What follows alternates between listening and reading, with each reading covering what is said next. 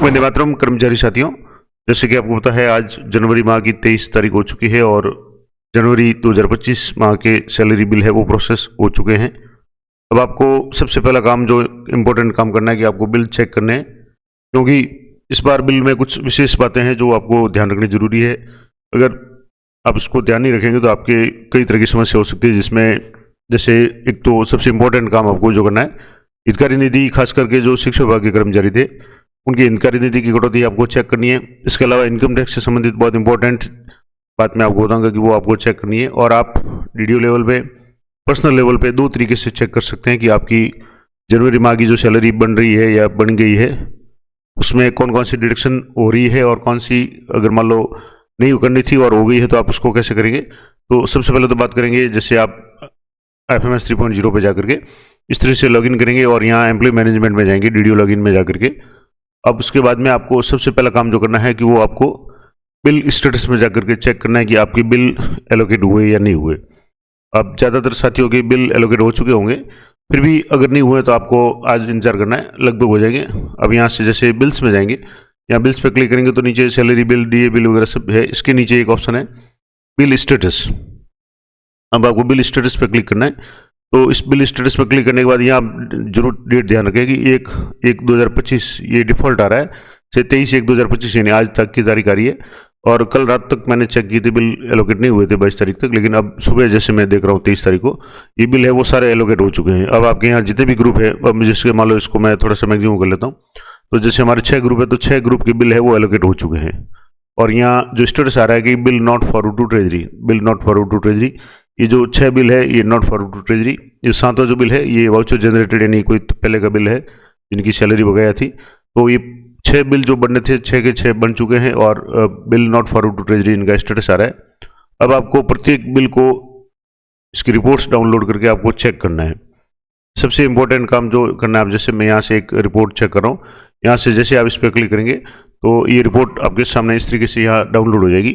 अब ये download report को मैं थोड़ा सा जूम करके आपको बता देता हूँ ताकि आपकी सारी चीज़ें क्लियर हो जाएगी। तो यहाँ से जैसे आप देखेंगे तो यहाँ मंथ आ रहा है जनवरी 2025, यहाँ आप जरूर देख लें मंथ जनवरी 2025, यानी ये इनर है सैलरी बिल का। अब यहाँ इंपॉर्टेंट बात आपको जो ध्यान रखनी है, जो कर्मचारी है उनका यहाँ से देखेंगे तो जैसे ये बेसिक है और या सीधा बेसिक है, क्योंकि ये प्रोविजनल है तो इनकी तो कोई कटौती है नहीं। GST की कटौती और GPF 2004 की 2 कटौती है। जो हितकारी निधि की कटौती थी इनके यहाँ से डिलीट हो चुकी है, तो अब इनको कोई प्रॉब्लम नहीं है। दूसरा है यहाँ से जैसे ये कार्मिक है जिनके ये बेसिक है 52,300, HRA इनका 10% है, आप जरूर चेक कर लें। DA इनका अभी जैसे 53% है तो वो आप जरूर चेक कर लें। और टोटल है इसके अलावा SI लॉन है, RGSS है, GPF 2004 और SI प्रीमियम।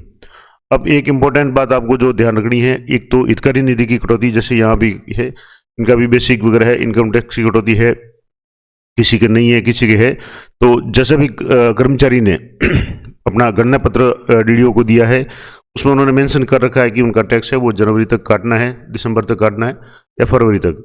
अगर किसी कर्मचारी ने दिसंबर तक अपना जो भी एडवांस टैक्स है वो सारा कंप्लीट कर लिया है और जनवरी में कटौती नहीं करनी है और यहाँ कटौती शो हो रही है, उसका मतलब है उनका टैक्स है वो ज़्यादा कट जाएगा, तो आपको या कर्मचारी को एक तरह से वापस रिफंड लेना पड़ेगा। तो वो बिल भी आप रिवर्ट कर सकते हैं। इसके अलावा मान लो किसी कर्मचारी के जैसे यहाँ आप देखेंगे तो यहाँ इनकम टैक्स 4,000 है, अभी कर्मचारी के मान लो जैसे सैलरी ज़्यादा है, टैक्स पहले नहीं कटवाया हुआ है और 4,000 की जगह यहाँ 8,000 करवाना था। और अब जो भी DDO है इनके पास सिर्फ 2 महीने रहे हैं, जनवरी का ये बिल प्रोसेस हो चुका है, इसके बाद में फरवरी, 2 महीनों में कर्मी का जितना भी टैक्स है उससे कुछ ज़्यादा ही काटे। ऐसा नहीं हो कि आप जितना टैक्स जैसे 2,000 या 20,200 बन रहे तो 20,200 ही काटें, कम से कम 1,000, 1,500, 2,000 रुपये टैक्स एक्स्ट्रा काटें। कारण क्या है कि जब आप EIS और TIS जब आप डाउनलोड करेंगे, जब अपना ITR भरेंगे तो उसमें अब इस बार जो पिछली बार कई लोगों को समस्या हुई थी कि जो बैंक में आपके सैलरी अकाउंट वगैरह, सेविंग अकाउंट है, उसमें जो इंटरेस्ट वगैरह है या आपके और कहीं से इंटरेस्ट वगैरह आ रहा है तो वो भी ऐड होकर के आ रहा है। अगर वो ऐड होकर आएगा और आपने टैक्स है वो बिल्कुल जितना था उतना का उतना भरा है और थोड़ा सा भी टैक्स बढ़ गया, भले 1 रुपया भी टैक्स बढ़ गया, तो आपको चालान से वो टैक्स जमा कराना पड़ेगा। आपके अगर टैक्स ज़्यादा होगा कोई प्रॉब्लम नहीं है, आपको वापस रिफंड हो जाएगा। तो हमेशा टैक्स है थोड़ा सा एडवांस ही ज़्यादा ही कटा है। एडवांस टैक्स में जितना आपके टैक्स बन रहा है, मान लो 20,200 बन रहा है तो आप कम से कम 20,500 या 21,000 कटवाएं ताकि आपकी कोई समस्या नहीं हो। तो ये जरूर चेक कर लें। प्रत्येक कर्मचारी का टैक्स जरूर चेक कर लें। शिक्षा विभाग के जो भी कर्मचारी है उनकी हितकारी निधि चेक कर लें। और दूसरा सबसे इंपॉर्टेंट बात की, मान लो इस दौरान जैसे दिसंबर माह में या जनवरी माह में किसी कर्मचारी का बेसिक किसी कारण से चेंज हुआ है, तो उनका बेसिक है उसी के अनुसार 10% HRA, अगर मान लो आप 4 जो मेगा सिटी 4-5 जो भी अपने राजस्थान में है, या 20% HRA है, तो वो आप अपने हिसाब से देख लें, वो उतना होना चाहिए। इसके अलावा DA है वो आप देख लें 53% होना चाहिए। अब यहाँ जैसे एक कर्मचारी जिनकी LIC की कटौती है, GPF की भी है, RGSS की भी है, ऐसे प्रीमियम है और एडवांस सैलरी भी ली हुई है, तो जैसी भी कंडीशन हो वो आप देख लें। एडवांस सैलरी का तो आपको जब बिल बनेगा या इस तरीके से रिपोर्ट आएगी उसी में पता चलेगा। तो ये कुछ इंपॉर्टेंट बातें थी जो बिल प्रोसेस होने के बाद आपको विशेष रूप से ध्यान रखनी है।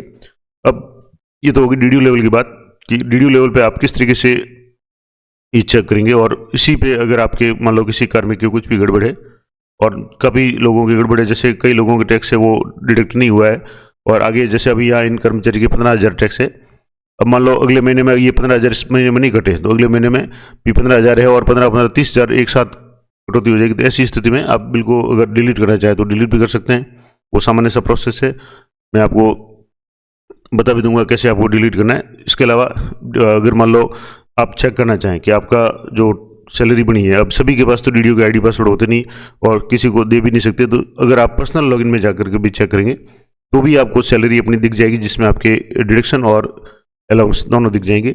आप अपने अलाउंस चेक कर लें, बेसिक चेक कर लें, DA HRA जो भी, और अन्य कोई अगर भत्ता मिला तो वो चेक कर लें, और डिडक्शन आप जरूर चेक कर लें कि आपके इसमें SOSO में जाकर के भी आप कर सकते हैं। इसके अलावा IFMS 3.0 का जो ऐप है, मैंने पिछले वीडियो में इसको विस्तार से बताया था, उस ऐप में जाकर के भी आप अपने डिडक्शन से उसको जरूर चेक कर लें, आपकी हितकारी निधि की कटौती बंद हुई या नहीं हुई, टैक्स आपने जो भी गणना पत्र दिया उसी के अनुसार कटा या नहीं कटा। क्योंकि कई बार साइट में प्रॉब्लम हो जाती है, टैक्स डिडक्ट या एडिट करते हैं, लेकिन गलती से जब साइट आउट हो जाती है और वो डिडक्ट नहीं हो पाता या एडिट नहीं हो पाता है तो वो रह जाता है, तो ऐसा भी हो सकता है। तो आप एक बार जरूर चेक कर लें अपने लेवल पे। अपने लेवल पे चेक करने के लिए एम्प्लॉय अपने लेवल पे 2 तरीके से चेक कर सकता है, मैंने पिछले वीडियो में बताया था। आप अपने SOSO में जाकर के IFMS 3.0 पे जाकर के पर्सनल ESS में जाकर के भी चेक कर सकते हैं। दूसरा तरीका है IFMS 3.0 का जो मोबाइल ऐप है, उस ऐप को आप डाउनलोड कर लें और उस ऐप में आप सीधे ही जहाँ अर्निंग्स पे जाकर के क्लिक करेंगे तो आपके इस महीने में जो भी सैलरी बन रही है वो सारी शो हो जाएगी। जो डिडक्शन टैक्स की अगर है तो शो होगी, नहीं है तो शो नहीं होगी। अगर आपके टैक्स नहीं कटना है और आपके टैक्स की डिडक्शन शो हो रही है, आपकी हितकारी निधि की डिडक्शन शो हो रही है अभी भी, इसका मतलब है आपकी जो DDO द्वारा है वो अपडेट नहीं की गई है, तो उनसे संपर्क करके ये आप जरूर काम करवा लें। तो ये कुछ इंपॉर्टेंट बातें थी। अगर मान लो आपको पता ही है, अगर बिल जैसे मैं ये सारे बिल है, अगर मान लो ये बिल में कुछ गड़बड़ है और किसी बिल को आप अगर रिवर्ट करना चाहें, डिलीट करना चाहें, तो यहाँ आपको सैलरी बिल्स में जाना है और यहाँ से ऑटो सैलरी प्रोसेस में जाना है।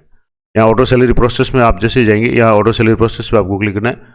ये अभी जैसे थोड़ा सा साइट में करोगे, जैसे ही साइट है थोड़ा इशू रहता है, तो यहाँ ऑटो सैलरी प्रोसेस पे आप क्लिक करेंगे। तो अभी ये जैसे काम नहीं कर रहा फंक्शन थोड़ा सा, तो मैं इसको एक बार यहाँ से ऊपर रिफ्रेश कर लें, और रिफ्रेश करने के बाद में आपको सैलरी प्रिपेस में जाकर के ऑटो सैलरी प्रोसेस पे क्लिक करना है।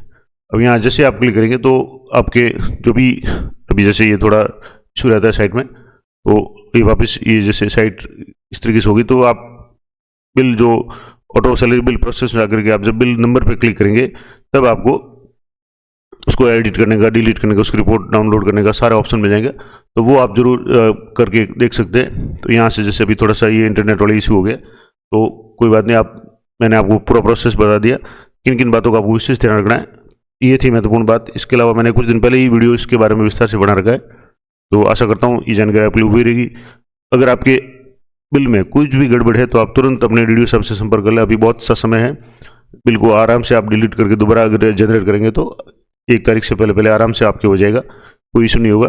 लेकिन अगर गलत बिल बन गया तो फिर आपके आर्थिक समस्या भी हो सकती है या और भी टेक्निकल इशू हो सकते हैं, तो आप जरूर चेक करें। वीडियो अच्छा लगे, वो जानकारी उपयोगी लगी हो तो लाइक करें, शेयर करें अधिक से अधिक साथियों के साथ में। मिलते हैं नेक्स्ट वीडियो में, तब तक जय हिंद, जय भारत।